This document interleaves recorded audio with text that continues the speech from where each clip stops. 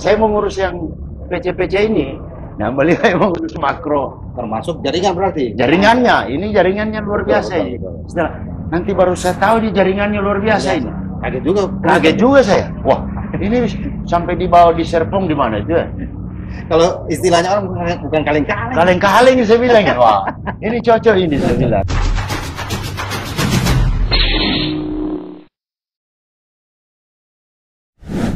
Kami sudah bagi peran. Sekali lagi saya bagi peran, beliau urus termasuk kek, bagaimana itu kek bisa hidup lagi karena sudah 2 periode ya. Itu termasuk Multatura juga. Multatura, PR-nya. Tapi enggak usah khawatir, Multatura kita sudah kita dapat orangnya itu. Mau bangun itu kita sudah dapat. Coba ya tidak usah dibuka dulu. Tidak usah buka dulu. Biar jadi rahasia dulu. Supaya orang penasaran. Kami sudah dapat ya. Jadi beliau ini kan di Jakarta cukup besar juga orang dia kenal tuh, di Makassar dan lain sebagainya. Wah, ini saya bilang cocok ini membangun ekonomi Palu ini, saya kira gitu. Nah, saya kira beliau ini ya sudah pas sekali. Nah, kalau Pak Anca ketemu dengan Pak Hidayat itu kan ternyata menjadi takdir dari Yang Maha Kuasa. Iya. Nah, bahwa semua yang sudah ditakdirkan, sudah digariskan itu tidak mungkin akan meleset. Iya, insya Allah. Saya membaca di awal-awal tahun 2024 Pak Anca punya flyer kan sudah di mana-mana. For Kota Palu, gitu kan. Akhirnya for Wakil Kota Palu. Gitu. Nah, chemistry yang dibangun antara Pak Hidayat dan juga Pak Anca itu juga mungkin bisa dijadikan landasan untuk menjadi itu visi misi. Pak Hidayat yang konseptor, eksekutornya adalah Pak Anca. Nah, soal chemistry tadi bagaimana akhirnya setelah bertemu? Itu jadi apa nih? Jadi industrinya bukan cuma industri yang skala besar. Jadi setelah Pak Hidayat bicara tentang inkubator yang Putu, Surabe tadi itu kalau memang bahasa pemerintahan kita ini swasta ini agak berbeda. Kalau inkubator itu memang ada berkat di pemerintahan ya. Iya. Nah, jadi itulah terintegrasinya. Jadi klop. Sangat klop. Yang mikro jalan, yang makro juga jalan. Yang kedua juga saya ini bukan birokrat. Kalau kita di perusahaan, besok saya ganti manajer, bisa. Kalau levelnya komisaris atau direksi gitu. Iya, saya bisa ganti. Tapi dalam pemerintahan tidak bisa. Kadang-kadang mohon maaf, kadang pemerintahan itu aturan dulu, baru output.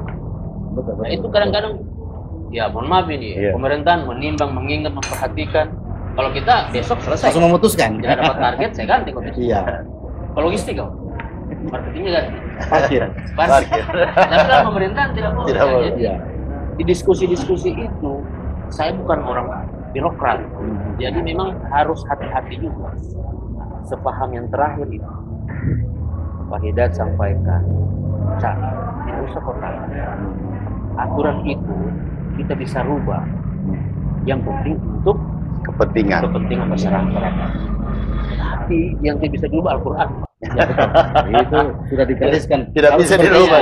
Itu yang saya sepaham. Karena ini tidak mudah. Tidak mudah kita, karena regulasi ini kan apalagi di bidang pertambangan. Aturan, perizinan itu kan sudah ditarik ke pusat. Nah, ini harus punya orang yang punya keberanian. Tapi punya yang tahu aturan. Nah, ini saya percaya dan yakin Pak Hidayat bagaimana membangun pada saat gempa. Dia membangun, saya dengar cerita ini, kita diskusi itu Huntap, bayangkan saja.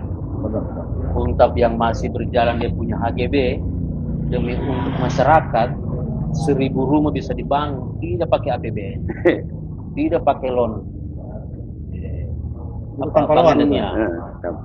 Itu bayangkan, 1000, hampir 1300 Huntap dibangun, ini tidak mudah Pak. 1800. Mohon maaf, bukan pemerintah pusat, tidak. Sekarang yang dibangun oleh itu kan 300 ya. 230 orang masih di sana. Nah, ini masih terkatung-katung.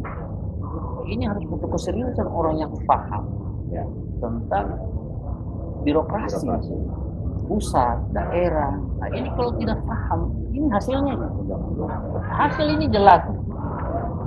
Artinya kan kalau ini mohon maaf, kalau misalnya hanya politisi politisi kan yang dia paling utamakan biasanya adalah hal-hal yang berbau politik, lobby-lobby dan sebagainya. Tetapi ketika dia latar belakangnya adalah birokrat, pernah lama di birokrasi, maka yang paling dia utamakan adalah faktor masalah hukum dulu kan. Aturan-aturan ini bisa dilewati atau tidak, atau misalnya aturan ini bisa kita akali atau tidak, dan sebagainya. Karena aturan yang plek itu bisa diakali ketika ada kepentingan yang lebih besar, yaitu masyarakat. Hidayat pernah melakukan itu. Kami pernah sebagai jurnalis pernah mengkritik yang dilakukan oleh Hidayat, tapi ternyata setelah dijelaskan oleh Pak Wali Kota waktu itu, Pak Hidayat, ternyata ini kepentingannya lebih besar dari kepentingan pemerintah.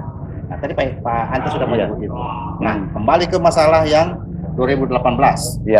Tadi Pak Anta sudah menyinggung tadi masalah untak dan sebagainya ini. 2018 itu kan sesuatu hal yang tidak bisa dilupakan sama Pak Hidayat. Saya saksi mata karena ketika Pak Hidayat dan Pak Sigit Purnomo, Pak Pasha waktu itu tengah disoroti oleh masyarakat, katanya di mana Pak Wali Kota, di mana Pak Wali Kota saat masyarakat lagi kena gempa. Kami waktu itu ikut meliput TV One, betul. Live. Saya meminta sama Pak Hidayat untuk live di TV nasional agar masyarakat luar tahu bahwa Wali Kota pada saat itu, pemerintah waktu itu ada di tengah masyarakat. Nah, 2018 itu masih berbekas Pak Hidayat? Ya, bukan berbekas lagi. Itu masih detik ini masih trauma. Bukan trauma saya karena bencana itu. Trauma dihujat, dimaki, dicaci itu. Sepertinya kalau lihat orang banyak seperti saya tidak mau masuk ke situ. Seperti benci semua orang lihat saya. Jangan saya yang dicerita. Tidak. Itu sebenarnya waktu saya disuruh turun dari Sidondo itu, mau ketemu orang banyak. Ini kan banyak saudara bertemu.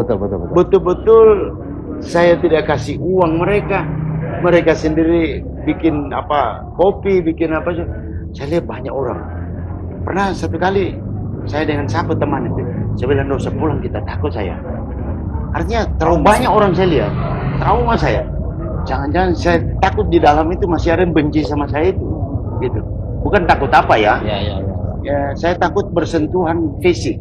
Jangan terjadi. Jangan terlalu emosi mereka. Muncul emosi. Ya, akhirnya ternyata tidak. Dengan sudahlah, kalau memang mereka marah dengan saya, sudahlah, marah sudah. Karena temannya menguatkan, masa kita sudah datang di sini? Sudah, saya bilang tidak apa-apa, itu masuk saja. Saya masuk. Setelah saya menjelaskan, ada 1 jam saya, ada yang sampai memeluk saya, sampai pulang itu, merapi ampuh kami, salah untuk sampai menangis dia. Dan ada juga pegawai, PNS. Hari ini dia sudah mengajukan mengundurkan diri dari PNS. Saya bilang gila Pak, Bapak golongan berapa? Golongan 4B. Loh, rugi Pak. Siapa tahu saya jadi. Saya bilang, jangan Pak, tidak. Saya berdosa dengan Pak Hidayat. Dia bilang begitu. Saya mau balas sampai dia menangis. Setelah saya jelaskan semua kronologis apa yang terjadi kemarin itu. Nah, ini sampai orang itu memeluk saya. Nah, ini membuat birahi politik saya muncul lagi. Sekian, saya juga merenung di atas itu 3 tahun. Apa salah saya dengan Tuhan dikasih bencana begini? Ternyata 3 tahun kemudian di sana itu merenung. Merenung saya, mengasingkan diri dari orang-orang banyak itu. Karena sepertinya setiap ketemu orang, jangan orang ini marah. Perasaan saya, orang maki-maki lagi saya di sana, orang benci saya. Tapi ternyata Pak Hidayat, masyarakat Indonesia itu adalah masyarakat yang daya ingatnya pendek. Betul. 1 tahun saja itu orang membenci, misalnya kita dituduh mencuri dan sebagainya, 1 tahun orang musuh, setelah itu orang lupa. Nah, kebetulan saja 2019 waktu itu Pak Hidayat memang salah waktu untuk maju lagi, dikasih cobaan. Nah, kalau istilah orang-orang tua, ketika kita diberi cobaan yang besar, maka cobaan itu akan menjadi pelajaran dan menjadi batu asa untuk seperti Parang. Pak Hidayat sudah melalui itu. Nah, berbekal dari trauma tadi itu, kemudian muncul birahi untuk kembali. Sebenarnya saya masih ingin, Karena ada beberapa program saya yang belum saya selesaikan. Maksudnya begini, saya kan sebenarnya full baru 1 tahun 2017. Ya. Karena 2016 itu bukan program saya kan? Ya. Lanjutan dari program yang sudah ada. Nanti full 2017 baru betul-betul ide, pikiran, dan hati saya tertuang dalam berbagai program dan anggaran. 2018 saya diperhadapkan dengan bencana yang luar biasa. Kemudian 2020 diperhadapkan lagi dengan COVID yang sangat luar biasa memang menghadapi itu. Nah saya ini makanya komio-komio semua bilang pemimpin di tengah badai. Memang betul-betul pemimpin di tengah badai. Itu betul. Coba bayangkan ya. Saya artinya begini, mohon maaf saya. Setiap saya ke pusat itu belum jelas anggarannya. Nah bagaimana ini 42.000 jiwa di tenda-tenda ini? Oke lah ada bantuan. Berapa hari dia makan bantuan? Baru bantuan itu bukan ke pemerintah, beras, apa logistik. Itu datang di pemerintah, mereka cuma foto-foto spanduk gini. Habis itu dia bawa ke komunitasnya. Nah, sudah. Pikir bagaimana pusat belum jelas juga nih Jaduk ini. Saya coba mengambil resiko. Ada beberapa orang itu saya suruh mampu beli jadi kita susun itu. Kita susun anggaran itu 36 miliar itu kita anggarkan. Kasih makan selama 3 bulan. Kan aturan itu kan harusnya 3 bulan. Ya, setiap bencana cuma 3 bulan. Bayangkan 36 miliar. Kita pakai APBD 36 miliar. Kemudian jalan hancur semua ini kan. Kita hitung berapa? 15 miliar. Itu masih pakai APBD semua itu. APBD. Kita untuk masa jalan dibiarkan begitu, tunggu 2020. Ya. Jaduk kemarin kalau tidak salah turunnya Jaduk 2020 Oktober. Itu pun cash kan. Nah, kita kemarin itu semua sehingga di samping itu saya tidak mau turun ke lapangan. Kenapa saya tidak turun ke lapangan? Ya itu orang benci saya. Pernah saya turun 1 kali diteriaki, bunuh saja dia itu, bikin sate dia itu mendatangkan bencana. Aduh, saya bilang luar biasa ini manusia. Ini kalau tidak disepakan sudah bentrok fisik. Nah, Pak Hidayat ini di beberapa workshop soal kebencanaan itu termasuk juga soal hoax dan berita-berita palsu itu menjadi salah satu contoh korban berita hoax secara nasional, karena masifnya berita-berita hoax itu membuat citra seorang pemimpin waktu itu Pak Hidayat dan Pak Sigit waktu itu dianggap sebagai orang yang betul-betul menjadi penyebab bencana alam. Nah, akhirnya seperti yang saya sebut tadi bahwa daya ingatnya masyarakat itu kan pendek. Ya. Ternyata sampai sekarang orang sudah lupa itu apa itu istilahnya tadi itu? Pemuja setan. Orang sudah jadi pemuja kambing sekarang di Sidondo kan. Orang lupa. Dan itu yang akhirnya memunculkan kerinduan. Mungkin Pak Anca mungkin bisa cerita soal itu kan. Sudah pernah turun ke masyarakat, Pak Hidayat juga seperti itu. Munculnya bibit-bibit kerinduan masyarakat soal pemimpin yang mungkin dianggap sebagai pemimpin yang dekat dengan masyarakat, pemimpin yang punya visi yang sangat jelas dan punya kedekatan dengan kultur dan sebagainya. Pak Anca melihat itu sama Pak Hidayat? Iya, jadi begini. Ya kita orang beragama. Ya. Ya waktu saya menentukan pilihan Pak Hidayat itu saya tidak pikirkan. Pikiran saya bagaimana daerah ini bisa berkembang. Ya ulama saja mereka berdoa itu bagaimana mendapat fitnah. Ya, betul. Supaya gugur itu dosa-dosa. Betul. Dan fitnah ini luar biasa yang Pak Hidayat ini insya Allah di tahun 2024 ini akan dibayar oleh Yang Maha Kuasa. Insya Allah. Amin. Penggugur dosa. Jadi untuk itu saya tidak pusing karena niatan kita bersama itu bagaimana daerah kita ini mengatasi dia bisa kembali produktif karena 25.000 pengangguran di Palu, Pak. Pengangguran di Kota Palu itu bukannya turun malah naik. Itu saya ini orang pebisnis, Pak. Saya itu di setiap jalan ruas rumah dijual, rumah dijual, itu kalau kita punya investasi di suatu wilayah, kalau sudah dapat seperti itu jangan hati-hati. Ya, tingkat perekonomian lagi itu kalau kita tidak baik-baik saja tidak ya. baik-baik saja. Jadi itu kan kita investasi harga tanah, ya itu yang mudah itu. betul. Kalau harga tinggi, harga tanah naik, orang pasti berbohong. Yang ke Morowali, Betul. komentarnya ada tanah dijual di sini, oleh pompa balik itu. Di mana komentar saya? Iya. Di sini sudah 5 bulan spanduknya tidak laku lagi. Ya, itu mungkin daya belinya menurun gitu ya. Atau tingkat penghasilan masyarakat juga mungkin tidak nggak baik-baik saja seperti yang disebut Pak Hidayat. Begitu. Nah, ini kita sudah kembali ke pembicaraan soal yang sekarang politik. Pak Hidayat sama Pak Anca ini kan yang di awal tersebut sebagai calon yang lumayan bersinar karena di beberapa calon karena sudah punya pasangan sendiri. Nah, kalau persiapan untuk di 2024 tadi ada pembagian tugas antara Pak Anca dengan Pak Hidayat. Di visi misi itu sudah digambarkan. Sudah. Seperti apa gambaran visi misi besar dari Hidayat Anca? Gini ya. Seperti saya katakan tadi, ya faktor pertama itu ekonomi kita kan.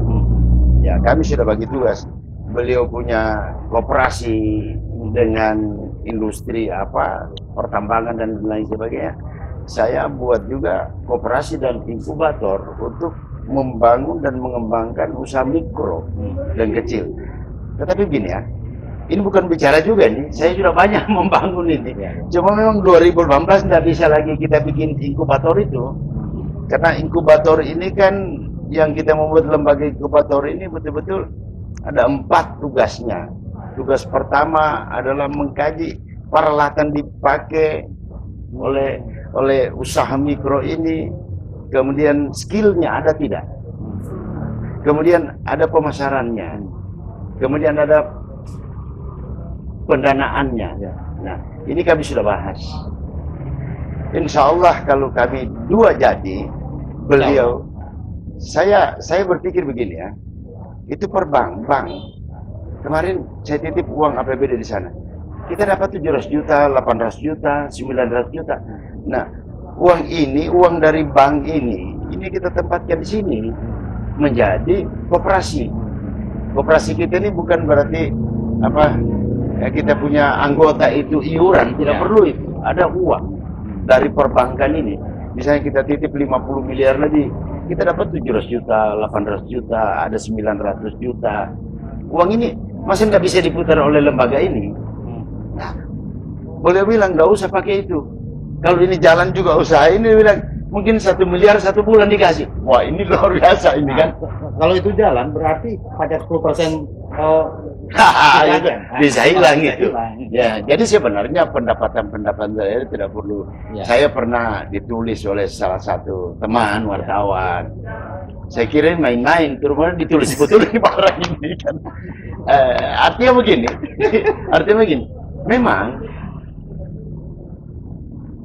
kondisi warga kita, masyarakat kita, ini belum bisa ada dalil. Tidak ada dalil, tidak ada logika. Kondisi masyarakat 2018 menghadapi bencana, kemudian 2020 menghadapi COVID, dilarang berjualan. Jadi sebenarnya bencana ini ada 2 penanganannya. Penanganan pertama sampai detik ini belum selesai. Apa itu? Rehabilitasi, rekonstruksi infrastruktur sampai detik ini belum selesai. Masih banyak puntap belum ditempati, ditinggali masyarakat. Tahap kedua dia baru melaksanakan rehabilitasi, rekonstruksi, pemulihan ekonomi. Oke, saya kira sampai saat ini 2 bencana ini, kemarin kan para pengusaha ini kan minta dihapuskan sudah di utang mereka. Kan bank tidak mau, cuma penundaan. Nah, saya menganggap bahwa mereka ini utangnya yang tertunda kemarin baru dia bayar sekarang. Kan begitu? Sehingga tidak ada dalil, tidak ada logika menurut saya ya, untuk menaikkan pungutan-pungutan di masyarakat. Retribusi parkir, retribusi sampah, PBB, kemudian pajak makan minum. Ini menurut saya belum bisa. masih ada ruang lain yang bisa kita gali. Misalnya, tertibkan itu reklame-reklame. Saya kira reklame masih banyak kan. Betul. Ini kita tertibkan yang baik kan. Kemudian tampang-tampang kita tertibkan yang baik. Saya kira itu. Dan satu hal, betul-betul kita menggunakan APBD kita ini betul-betul kita selektif betul. Karena mau menambah juga uang, mau tarik uang dari masyarakat untuk apa? Kan gitu. Kemarin dalam kondisi ya kita terpuruk dengan bencana ini kok saya bisa bangun jalan, Ya, betul. saya bisa bangun jembatan. Kan jembatan 2019 saya bangun itu. Jalan di belakang kampus Untet di saat Covid. Ya. Di belakang kampus Untet bisa saya buka jalan 9 kilo panjang dengan lebar 40 meter. Bam baru dan lain sebagainya bisa saya bangun. Kan tanpa membebani masyarakat. Cuma, ya itulah saya bilang, detik ini saya minta maaf dengan seluruh ASN, pegawai dan padat karya. Saya minta maaf. Dana mereka saya potong kemarin. Saya Dua setengah itu saya bangun hotel. Karena begini, masa pasar Impres itu puluhan tahun Tidak dibereskan. Ya. sampah di situ, PC-PC di situ orang berjualan. Taman Watulemo puluhan tahun berdebu. Sampai Dandim itu bilang, Pak Wali, tidak bisakah diperbaiki sedikit di taman ini? Debu kami, karena Dandim itu kan, aduh, menjadi sasaran debu itu. Taman Gor. Ya. Makanya saya bilang, saya minta maaf dengan pegawai semua. Saya terlalu keras memotong uangnya mereka kemarin, merasionalkan uangnya. Saya minta maaf dengan padat karya saya potong. Maksud saya, nanti periode kedua saya kembalikan uang kamu. Baru kita longgarkan sedikit. Karena apa? Pasar Impres, pasar Masomba sudah selesai. Taman-taman sudah gagap sedikit Ya. lah kita bangun. Hutan kota kita bangun, jembatan sudah ada kita bangun. Tentunya periode kedua saya kembalikan uang kamu. Secara bertahap ada keren kita naikkan. Tetapi bukan cuma itu, inkubator ini menjadi kehidupan mereka. Betul. Artinya geliat ekonomi itu bukan hanya ada di tataran atas. Iya, Masyarakat bawah juga harus merasakan. harus merasakan ini. Nah, itu yang paling penting. Nah, kalau kita bicara soal Pilkada 2024, Pak Hidat ini kan dikenal dengan orang yang sangat santun berpolitik. Iya. Nah, politisi yang dianggap terlalu santun ya Pak Hidayat gitu. Iya. Artinya dia tidak mau hal-hal yang kotor dalam berpolitik Iya. dilakukan. Kalau Pak Aceh mungkin sepakat dengan saya, sepakat, ya kan? Karena politik itu ya harus yang gembira gitu kan. Kenapa harus begitu? Karena kami apa masuk ini. Itu lagi. Jadi istilahnya dia politisi CSR ya. CSR. Tapi tidak juga ada tidak sombong-sombong. Iya. Mungkin tidak isitas. Ya. Kapasitas ada, ya isitas. Makanya saya ambil dia ini. Nah, Pak Aceh lihat itu. Politik kita di Kota Palu ini harus seperti itu, Pak Aceh. Harus tidak boleh ada gesekan. Ya, yang penting pertama ya jangan ada lagi gesekan karena ini kan pesta demokrasi, pesta untuk rakyat. Bagaimana pesta ini bisa sukses karena tidak sedikit anggaran diserap di pesta demokrasi ini. Saya sampai bilang begini, ini tahun yang lebih. Saya ini baru rasakan ketua partai, habis legislatif, langsung pilkada. Makanya kemarin saya disuruh maju legislatif. Saya bilang, saya bilang, Om, saya ini di perusahaan itu tidak pernah jadi komisaris. Iya. Saya direksi kotor. Jadi kalau saya masuk DPR nanti, kalau banyak Pak Haratman. Tidak, maksud saya habis berpolitik. Betul. Jadi ini harus sehat. Karena biaya politik sekarang ini ekonomi masih di bawah.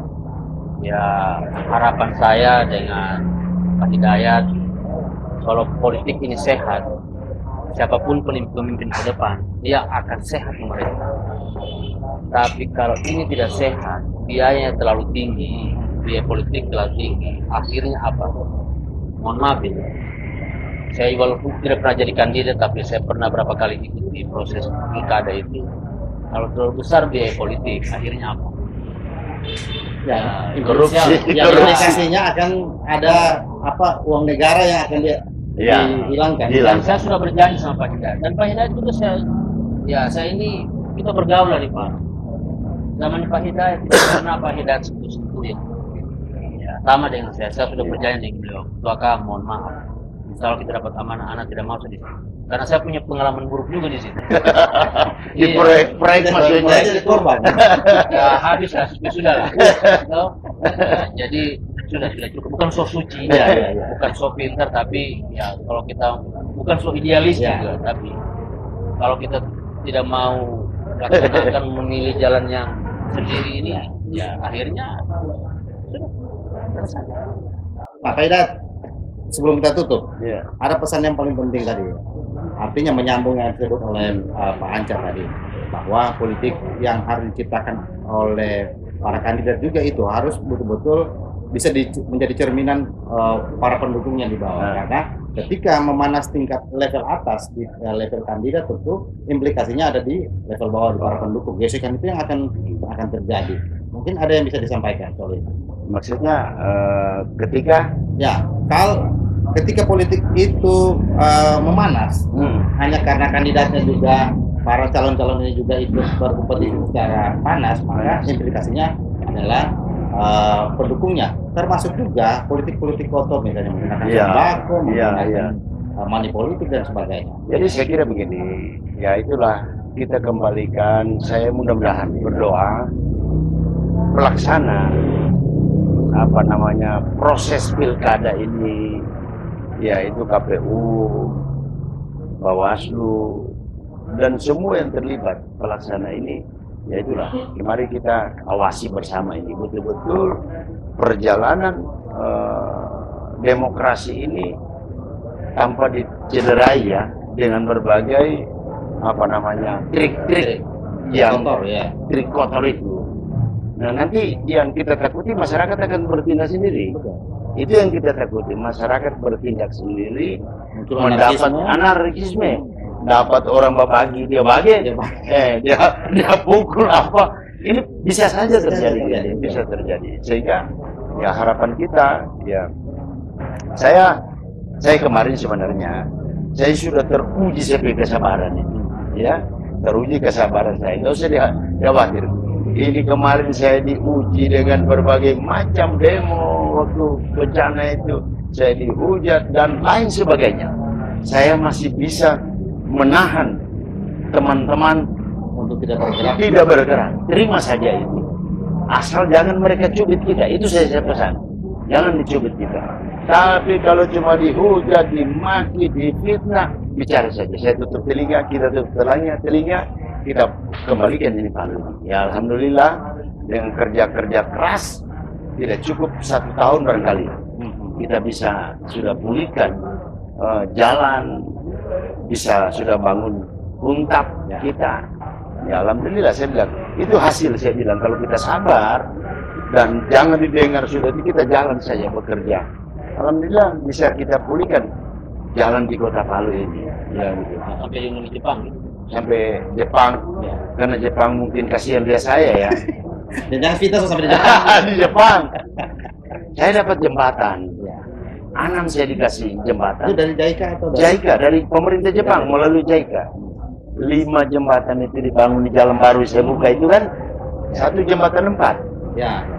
Itu kan hibah dari Jepang. Kenapa saya tahu? Karena itu JICA itu datang sama saya, cari saya, kita bertemu di hutan kota. Dia bilang ada dikasih jembatan 6 hibah dari pemerintah Jepang. Saya bilang terima kasih apa semua. Nah itu yang mungkin menjadi pekerjaan rumah untuk Pak Hidayat dan juga Pak Anca. Tapi masyarakat tentu harus memberikan salam hormat untuk kedua pasangan ini. Dengan salam hormat maka semua hal-hal yang buruk, citra buruk terhadap kandidat ini mereka hapus. Maka mereka semua hormati dari tataran bawah menengah ke atas itu tidak ada satupun yang mereka tidak hormati. Ini yang saya salut, pemilihan salam hormat ini. Lain karena setiap saya keluar dari rumah, saya lewat ada tuaka begini di perempatan, tuaka saya. Oke, sebelum itu mungkin Pak Anca mau sampaikan sesuatu sambungan soal politik tanpa ada politik kotor dan sebagainya. Lanjut. Saya rasa saya sepaham. Iya. Chemistry begitu. Iya.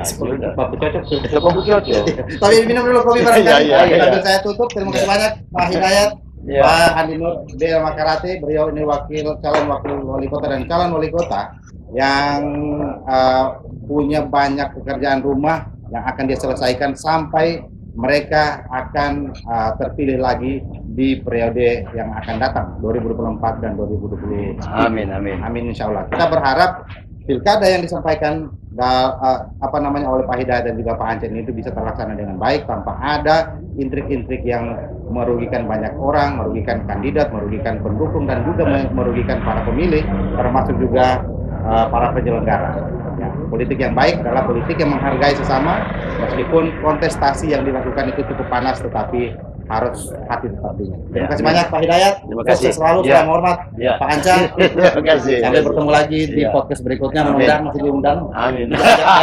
Diajak. Karena paling sering masuk di podcast di Kota Palu adalah Pak Hidayat dan Pak Anca. Saya Abdi Maria dan kru bertugas mengucapkan banyak terima kasih. Sampai jumpa dan salam hormat. Salam.